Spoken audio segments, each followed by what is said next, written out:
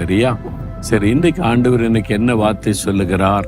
138 சங்கீதம் 8 வசனத்தில், கர்த்தர் எனக்காக யாவையும் செய்து முடிப்பார். ஒரு பக்தனுடைய விசுவாச வார்த்தை.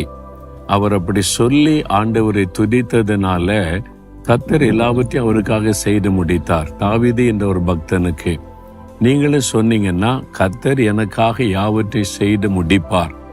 ஏதோ ஒரு காரியம் முடியாமே இருக்குது. உங்க வீட்டு காரியம், பிள்ளைகளுடைய படிப்பின் காரியம், பிள்ளைகளுடைய திருமண காரியம், உங்களுடைய ஊழிய காரியம், ஏதோ ஒரு வீடு கட்டுகிற காரியம், ஒரு கடன் பிரச்சனை, மாற வேண்டிய காரியம், ஏதோ ஒரு காரியம் அரைகுறையா நிக்குது, முடிய மாட்டேங்குது, திணறி கொண்டிருக்கிறீங்க.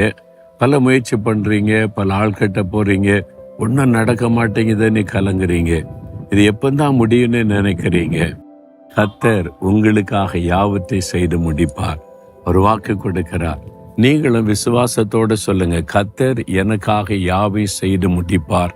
நீங்க விசுவாசித்தீங்கன்னா உங்க குடும்பத்துல, உங்களுடைய வாழ்க்கையில முடியாமல் நிற்கிற ஒவ்வொரு காரியத்தை தேவன் முடித்து தருவதை நீங்கள் பார்ப்பீங்க.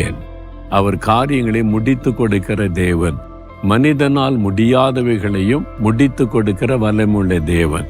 மனிதனால் இது கூடாததுதான் தேவனால் எல்லாம் கூடும். உங்க வாழ்க்கையில கூட மனிதர்கள் எடுத்த முயற்சி, மனிதர்கள் மூலமா எடுத்த முயற்சி எல்லாம் தோல்வி. அதனால என்ன பண்றதுன்னு கலங்குறீங்களா? கர்த்தர் உங்களுக்காக செய்து முடிப்பார். விசுவாசிக்கிறீங்களா?